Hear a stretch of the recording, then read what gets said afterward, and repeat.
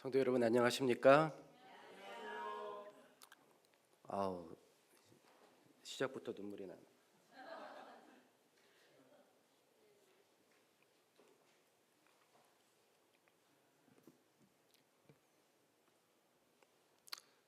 오늘 저희 교회에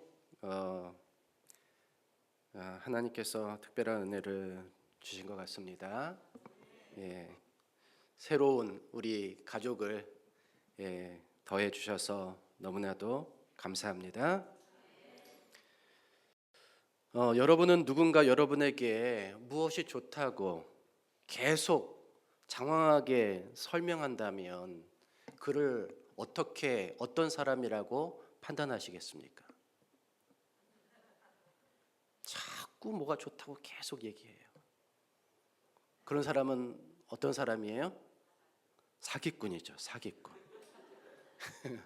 아니면 적어도 장사꾼. 반대로 누군가 여러분의 말을 정말 잘 들어준다면, 그러니까 막 설명하는 게 아니라 그냥 내가 얘기할 수 있도록 잘 들어준다면 여러분은 그런 사람을 어떤 사람이라고 생각하시겠습니까? 그렇죠, 좋은 사람, 착한 사람. 그럴 수밖에 없습니다. 이 바쁜 세상에 누가 시간을 들여서 네 얘기를 들어줍니까? 아주 가까운 사람이 아니라면 그렇게 하지 않죠. 심지어 가족이라도 내가 무슨 말을 하고 싶어서 꺼내려면 몇 마디 듣고 뭐라고 그래요? 쓸데없는 소리 하지 말라고 하고 귀를 닫아버립니다. 그런데 누군가 내 얘기를 정말 귀 기울여주고 경청해 준다면 그것처럼 고마운 일이 없습니다. 그래서 더 마음을 열고 내 고민, 내 처지, 나의 바람 같은 것들을 다 이야기하죠. 즉 정보를 더 많이 공개하는 겁니다. 그러면 어느 순간 그 사람이 나의 필요를 다 알기 때문에 당신의 그 필요를 채울 수 있는 방법이 있다고 아주 솔깃한 제안을 합니다. 엄청 크게 도와줄 것처럼 말이에요. 대신 나도 일정 부분 투자를 해야 된다라고 말하죠. 자, 관계가 이렇게 진행이 된다면 우리는 그런 사람을 어떤 인물로 판단해야 됩니까?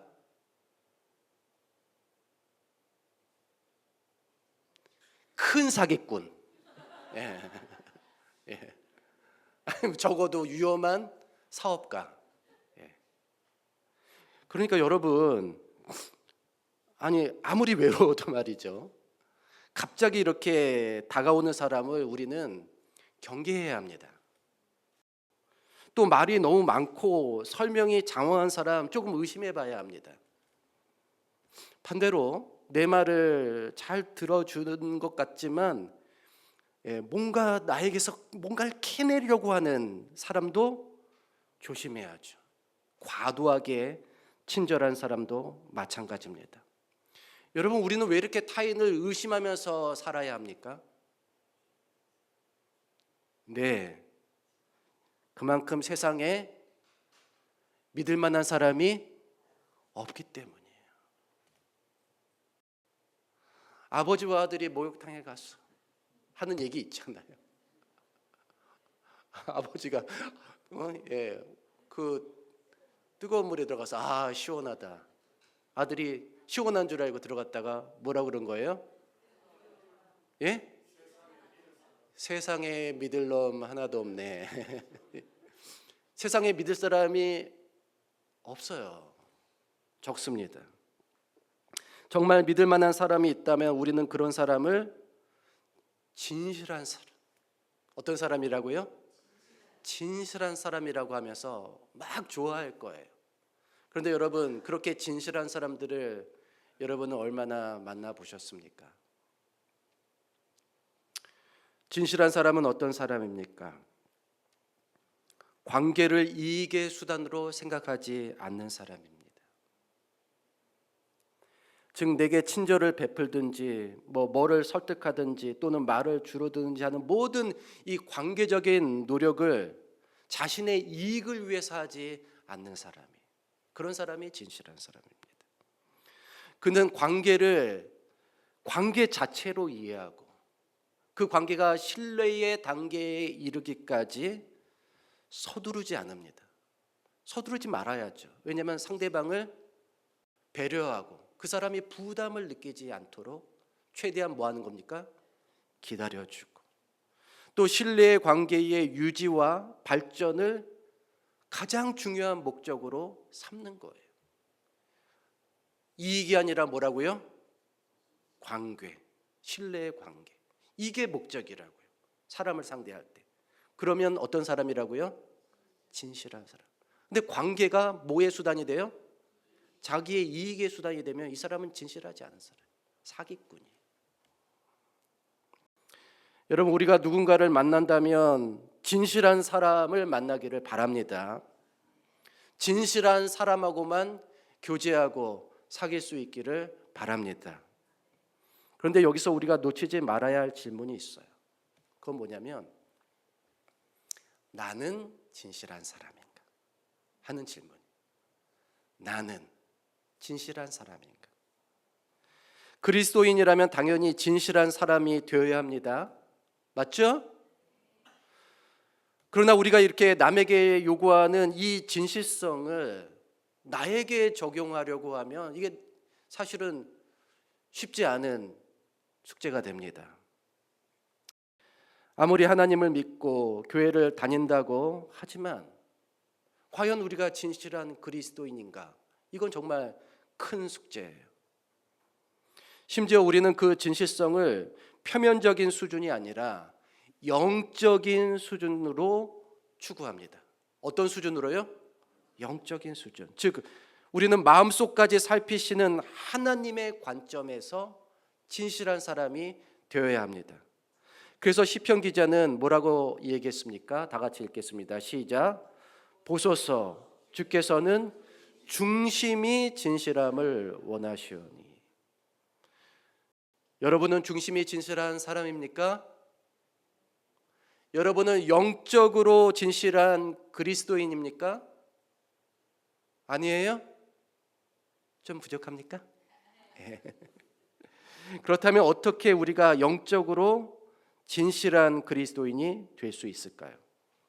이 질문에 대한 답을 얻기 위해서 저는 오늘 에베소서 4장 17절에서 32절의 말씀을 여러분과 살펴보기를 원합니다. 먼저 이 말씀을 보면 그러므로 내가 이것을 말하며 주 안에서 증언하노니 이제부터 너희는 이방인이 그 마음에 허망한 것으로 행함같이 행하지 말라. 그들의 총명이 어두워지고 그들 가운데 있는 무지함과 그들의 마음이 굳어짐으로 말미암아 하나님의 생명에서 떠나 있도다. 그들이 감각 없는 자가 되어 자신을 방탕에 방임하여 모든 더러운 것을 욕심으로 행하되. 이 말씀에 따르면 이방인들, 즉 하나님을 믿지 않는 사람들과 하나님을 믿는 사람들의 삶은 정말 큰 차이가 있어요. 먼저 그들은 마음이 어떻다고 그랬어요? 허망했다고 그랬어요. 그리고 총명이 어둡고 무지하고 마음이 굳어져 있다고 했습니다. 그리고 감각이 없고 방탕하며 욕심대로 산다고 했어요. 이게 하나님을 모르는 사람들의 삶이에요. 반면 그리스도를 따르는 사람은 어떻습니까? 당연히 그리스도를 따르는 사람들은 저 사람들과 같이 살면 안 되겠죠. 그래서 뭐라고 했습니까? 이 말씀 다 같이 크게 읽겠습니다. 시작. 오직 너희는 그리스도를 그같이 배우지 아니하였느니라. 그리스도께서 우리에게 가르치신 사고방식과 생활방식은 하나님을 믿지 않는 자들의 그것과는 전혀 달라야 한다는 거예요. 너희는 그리스도에게서 그같이 배우지 아니한 겁니다. 여러분, 이 말씀이 얼마나 중요한 말씀이에요. 살면서 우리가 듣는 가장 치욕적인 말이 무엇입니까? 내 부모가 그렇게 살라고 가르쳤냐? 이런 말 들으면 어떻게 돼요, 우리가? 아니, 왜 여기서 부모님 얘기가 나와? 막 하면서 흥분하게 되잖아요.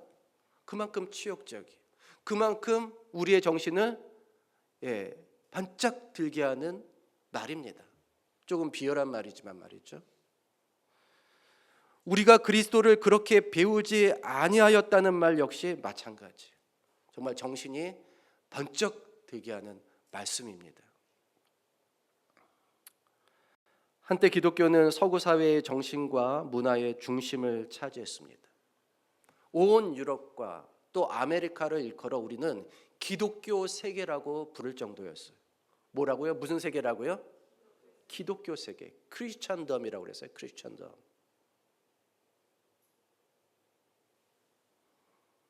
그러면 대한민국은 기독교 세계예요? 일제강점기와 6.25를 거치면서 한국전쟁을 거치면서 우리 대한민국에도 기독교의 영향력이 엄청 커졌습니다. 물론 불교 인구 많아지는 않았지만 우리 기독교의 특성상 좀 적극적이잖아요. 그러다 보니까 이 사회에 대한 불교의 영향력보다 기독교의 영향력이 훨씬 컸습니다. 그러나 영향력이 커진 만큼 기독교에 대한 오해와 반감도 함께 커졌습니다. 심지어 그런 부작용은 기독교가 스스로 초래한 면이 많아요. 대표적으로 그리스도인들이 말로는 하나님의 사랑과 희생을 외치지만 그들의 삶이 세상 사람들과 다를 바가 없고 오히려 더 심하다는 비판이 많았습니다. 게다가 자신만 옳다고 주장하는 독선적인 태도에 많은 사람들이 실망했어요. 급기야 지금은 길거리 전도가 아니라 길거리 정치에 몰려드는 일부 그리스도인들의 행동 때문에 이제는 교회에 대해서 실망을 넘어 사람들은 경계하는 지경에 이르렀습니다. 너 교회 다녀? 하면 조심해야 될 사람. 즉 오늘날 기독교는 그 진실성을 잃어버린 종교가 된 것처럼 비춰지고 있어요. 그럴 때 우리가 떠올려야 될 말씀이 뭐라고요? 오직 너희는 그리스도를 그같이 배우지 아니하였느니라. 예수님이 가르치신 대로 우리가 신앙하지 않고 있다는 뜻이에요. 교회가 예수님의 정신을 나타내지 않고 있다는 것입니다. 그런데 이는 단지 외부에서 보는 시각에 국한하지 않습니다. 교회 내부에서도 우리는 서로의 진실성에 의문을 가질 수 있어요. 교인이 저렇게 하는 게 맞아? 목사가 저렇게 해도 돼? 장로가 저렇게 말해도 되는 거야? 라고 생각하면서 만약 누군가 나에 대해서 저런 생각을 가지고 있다면 그건 나의 신앙의 진실성을 뭐 한다는 얘기입니까? 의심한다는 얘기. 저 사람 진짜야? 저 사람 진짜 그리스도인이야? 저 사람 교인 맞아? 저 사람 목사 맞아? 장로 맞아? 집사 맞아? 뭐를 의심한다고요? 진실성. 그 원인은 무엇입니까? 아마도 내 말과 행동이 예수님의 사고방식이나 그분의 가르침을 반영하는 것이 아니라 오히려 그냥 육적인 자신, 거룩한 본성이 아니라 그냥 타락한 본성, 세속적인 사고방식을 그대로 나타난다면 우리는 우리 신앙의 진실성을 의심받을 수밖에 없는 거예요. 그래서 이 질문이 우리에게 중요합니다. 진실한 그리스도인이 되려면 어떻게 해야 하는가? 여러분 알고 싶으세요? 진실한 그리스도인이 되려면 나는 어떻게 해야 하는가? 이 질문에 대해서 오늘 본문은 분명한 대답을 주고 있습니다. 에베소서 4장 22절 24절의 말씀을 읽겠습니다. 시작. 너희는 유혹의 욕심을 따라 썩어져가는 구습을 따르는 옛사람을 벗어버리고 오직 너희의 심령이 새롭게 되어 하나님을 따라 의와 진리의 거룩함으로 지으심을 받은 새 사람을 입으라. 해석을 덧붙이자면 진실한 그리스도인이 되려면 그리스도를 믿기 전의 삶, 곧 세상을 쫓고 욕심을 따라 살았던 이전의 사고방식과 생활방식을 뭐하고요? 버리고 이제는 하나님을 믿고 성경의 가르침을 따라 하늘의 사고방식, 하늘의 생활방식을 따르는 사람이 되라는 말씀입니다. 맞습니까? 동의하십니까? 즉 우리는 예수님을 믿은 이후에는 믿기 이전과는 다른 사람이 되어야 합니다. 그리고 우리가 이전과 다른 사람이 되었다고 하는 가장 중요한 증거로서 우리의 진실성이 나타나야 돼요. 뭐가 나타나야 된다고요? 진실성. 그래서 에베소서는 우리가 하나님을 믿고 나서 어떻게 다른 사람이 되어야 하는지 이렇게 제시했습니다. 그런즉 거짓을 버리고 각각 그 이웃과 더불어 참된 것을 말하라. 여러분, 이 말씀은 단순히 거짓말을 하지 말라는 뜻이 아니라 우리의 말이 또 우리 행동이 우리 신앙의 진실성을 뭐하게 하라는 거예요? 말하게 하라는 거예요. 여러분 이 언어는요 꼭 말로만 소통이 되는 게 아니잖아요. 그렇죠? 의미는 꼭 말로만 소통이 되는 것이 아니라 더 많은 경우 뭐로 소통이 돼요? 행동이 말하는 겁니다. 그러니까 우리의 말이든지 우리의 행동이든지 거짓을 뭐하고요? 버리고 참된 것을 나타내라는 거예요. 너희 신앙의 진실성을 나타내라는 겁니다.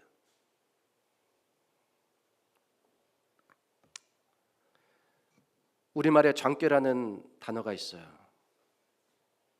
이는 무슨 말이나 행동을 할 때 속이 훤히 들여다 보이는 얄팍한 동기나 생각을 일컫습니다. 제가 아이들이 좋아할 만한 그런 얘기를 하나 오늘 해드릴게요. 어른들도 뭐 좋아하셔도 돼요. 농부와 흥부 그리고 그들의 아내가 모두 죽어서 저승에 갔습니다. 이 우화예요. 먼저 놀부와 흥부가 염라대왕 앞에 섰어요. 그런데 그들 앞에는 큰 통이 2개 있었습니다. 하나는 꿀통이고 하나는 똥통이었어요.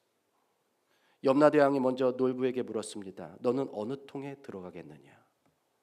놀부는 자기한테 먼저 물어봤으니까 자기가 먼저 자기 꿀통에 들어가겠다 그랬어요. 그래서 놀부는 꿀통에 들어갔고 흥부는 똥통에 들어갔습니다. 잠시 후 염라대왕이 통에서 나오라고 했어요. 그리고 서로의 몸을 깨끗하게 핥아주라고 얘기했습니다.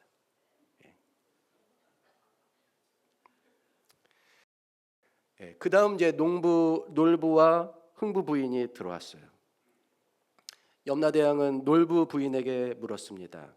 너는 어느 통에 들어가겠느냐? 놀부 부인 역시 자신이 꿀통에 들어가겠다고 얘기했어요. 그때 놀부가 여보 안 돼. 똥통에 들어가. 라고 이야기했어요.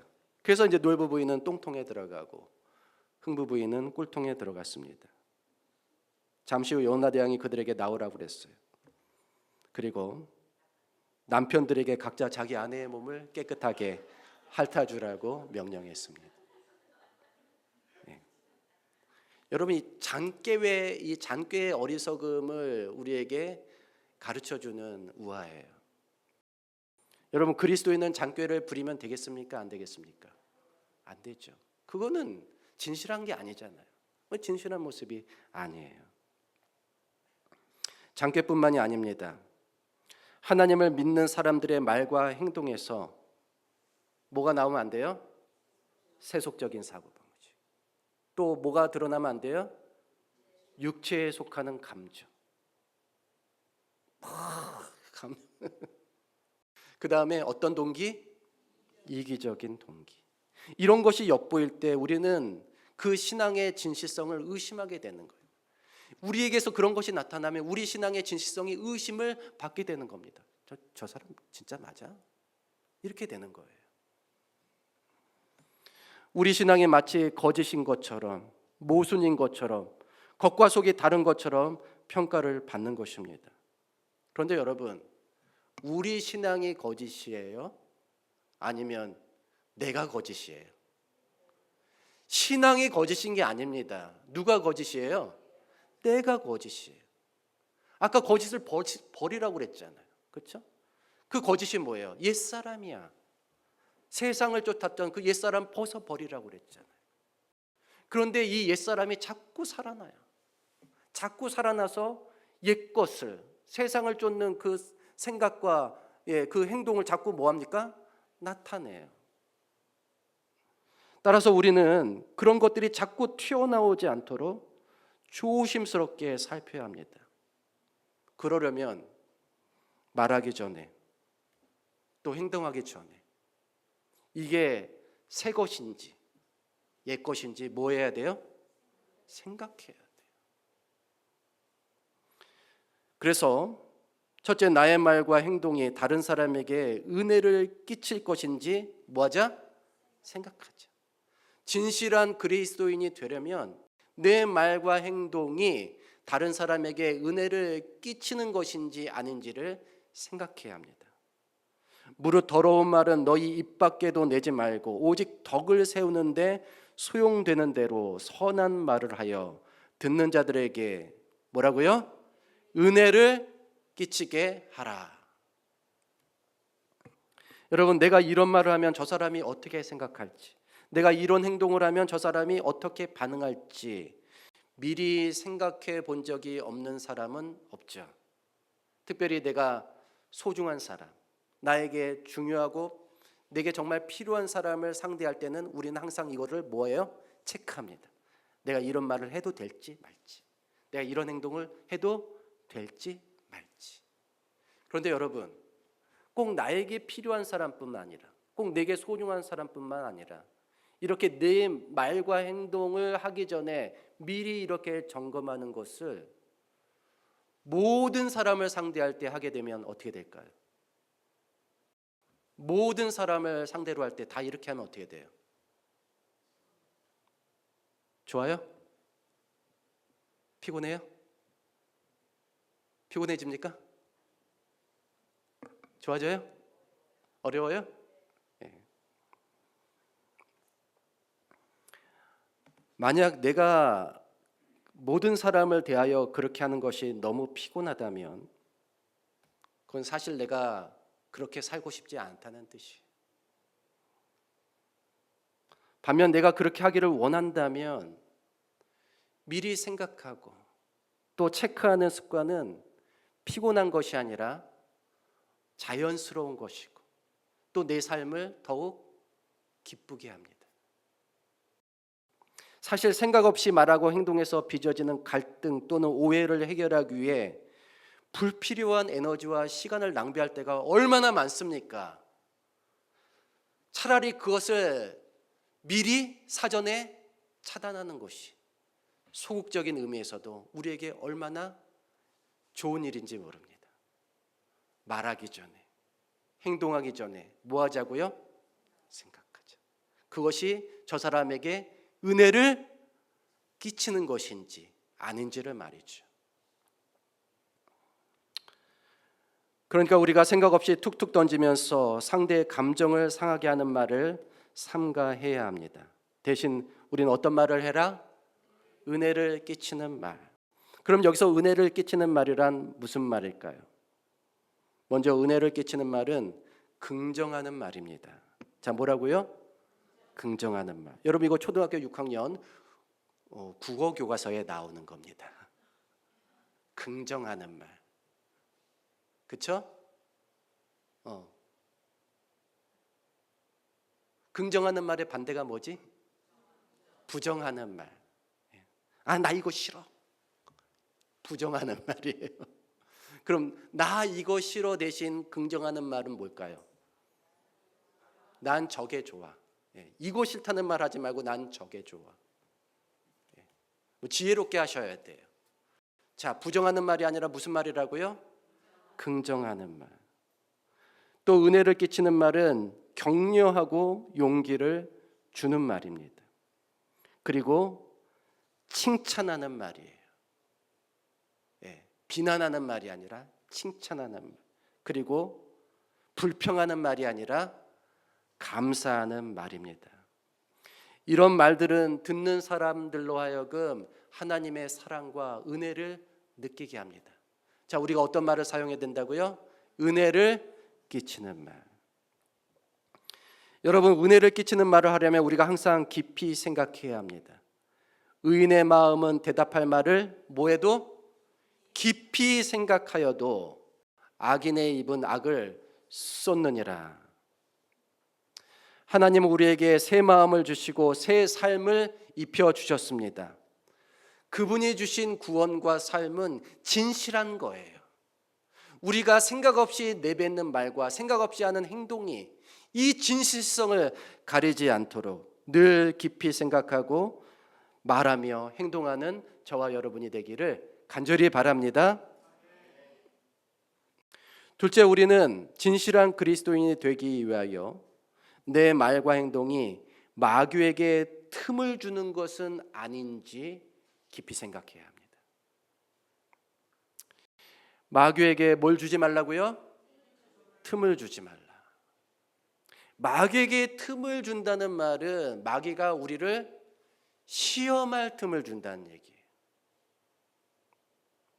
우리는 평소에 내가 이런 말을 하고 이런 행동을 하면 마귀가 우리를 시험하는 빌미를 제공하는 것은 아닐까? 그렇게 생각합니까? 안 합니까? 생각해요? 안 해요? 안 하죠? 안 해요. 대부분은 말을 해놓고 또는 어떤 행동을 해놓고 문제가 발생하면 마귀가 이것 때문에 우리를 뭐 하는구나? 시험하는구나. 그때서야 뒤늦게 깨닫게 돼요. 여러분, 우리가 사실 마귀까지 신경을 쓰면서 살면 너무 피곤할 것 같지 않아요? 사람 신경 쓰는 것도 피곤한 것 같은데 누구까지 신경 쓰라고요? 마귀까지 신경 써. 진짜 피곤해. 그런데 여러분, 마귀는 우리보다 더 피곤합니다. 마귀가 얼마나 피곤해요? 우리에게 엄청 신경을 써요. 왜 틈이라고 얘기했습니까? 마귀는 우리의 삶을 여기저기 막 살피고 우리의 말과 행동을 끊임없이 주시하면서 조금이라도 뭐가 생기기를, 틈이 생기기를, 약점이 생기기를 그걸 살피고 있다고요. 얼마나 피곤하겠어요. 그리고 그 틈이 생기면, 그 약점이 생기면 그걸 뭐 하는 겁니까? 파고드는 거예요. 그래서 우리가 마귀에게 틈을 주면 안 된다고 하는 겁니다. 그런데 이런 경험을 다들 하실 거예요. 내가 의도하지 않았는데, 내가 그냥 좀 깊이 생각 없이 한 말과 행동 때문에 상황이 막 이상하게 흘러가고 누군가의 갈등이 빚어지고, 그리고 그 문제가 점점 어떻게 됩니까? 커져요. 작게 시작했는데 막 커져요. 그러면 뭔가 홀린 것 같고 당황하게 되고 어쩔 줄 모르다가 곰곰이 생각해 보면 내가 요즘에 뭘 게을리해서, 기도를 게을리해서 마귀가 나를 뭐 하는구나? 시험하는구나. 이런 생각이 든다는 거. 사탄이 우리를 시험에 빠뜨리려고 하는 목적은 무엇입니까? 우리가 서로 시기하고 서로 오해하고 갈등을 빚고 다투어서 서로에게 실망하고, 그래서 교회에 실망하고 결국 누구에게서 멀어지게 하는 거예요? 하나님에게서 멀어지게 하려는 거예요. 그러니까 여러분, 마귀에게 틈을 주는 이 일을 우리가 결코 쉽게 생각해서는 안 되는 것입니다. 그리스도인 중에 기도할 때 이런 말을 즐겨 사용하는 분들이 계셔요. 오늘 하루도 승리하게 해주시옵소서. 주님 안에서 항상 승리할 수 있게 해주시옵소서. 여러분, 여기서 승리란 누구에 대한 승리이고 무엇에 대한 승리입니까? 마귀에 대한 승리이고, 마귀가 우리에게 가하려고 하는 모든 유혹과 시험에 대한 승리입니다. 대적 마귀는 우는 사자와 같이 우리를 삼키려고 하고 있어요. 따라서 우리는 이런 마귀의 시도를 사전에 뭐 해야 돼요? 차단해야 합니다. 그러기 위해서는 영적으로 무장해야 돼요. 마귀의 관계를 능히 대적하기 위해서 하나님의 전신갑주를 입어야 합니다. 우리는 기도와 말씀 생활로 영적으로 무장해야 돼요. 그리고 살아계신 우리 성령 하나님의 인도를 따라야 합니다. 그래야 우리가 말과 행동에서 우리의 신앙의 진실성을 훼손하는 일이 생기지 않습니다.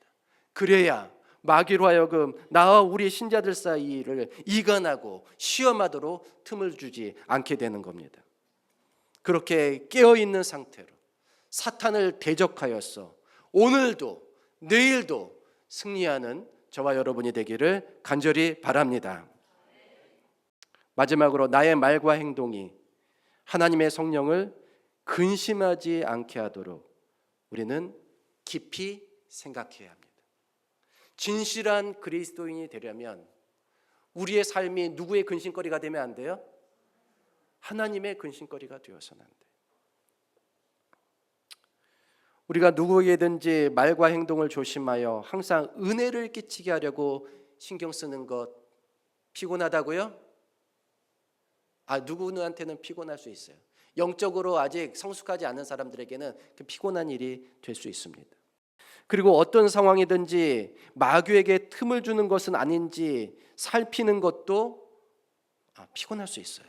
하지만 내가 이렇게 말하고 이렇게 행동하는 것이 혹시 하나님께 실망을 끼치는 것은 아닌지, 혹시 성령 하나님을 슬프시게 하는 것은 아닌지 먼저 생각하는 것을 피곤하다고 여길 수는 없을 것 같습니다. 맞습니까?